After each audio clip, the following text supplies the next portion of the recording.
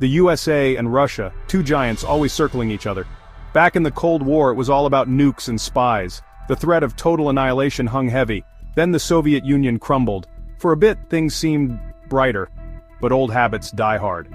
Russia never quite got over losing its empire. The US, with its NATO allies, kept expanding its influence. This bred resentment. Mistrust festered.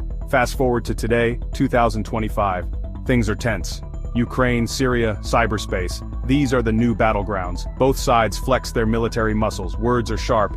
Actions are bolder. The world watches, holding its breath. Right now the big one is Eastern Europe.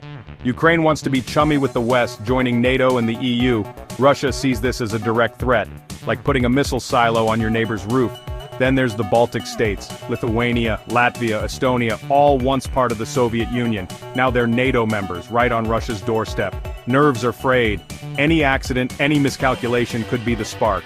Cyber warfare is another arena. Hacking elections, disrupting infrastructure, it's the new face of conflict. Both the US and Russia are masters of this shadowy domain. A few keystrokes could cripple a nation, without a single shot fired. Let's talk hardware. The US still boasts the world's most powerful military. More aircraft carriers, more stealth bombers, more high-tech gadgets than anyone else. They spend a fortune on defense. Russia, though, has been playing catch-up. New tanks, hypersonic missiles, even space weapons. They're particularly strong in electronic warfare, jamming signals, blinding satellites. But raw power is only part of the equation. Training, doctrine, leadership, these matter just as much. And here, the US has an edge. Decades of experience fighting wars all over the globe. Russia's recent track record is more mixed.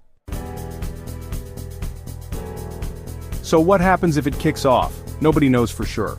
But military strategists on both sides play out scenarios, nightmare scenarios. One possibility is a limited regional conflict. Say, a clash in the Black Sea or a cyber attack on critical infrastructure.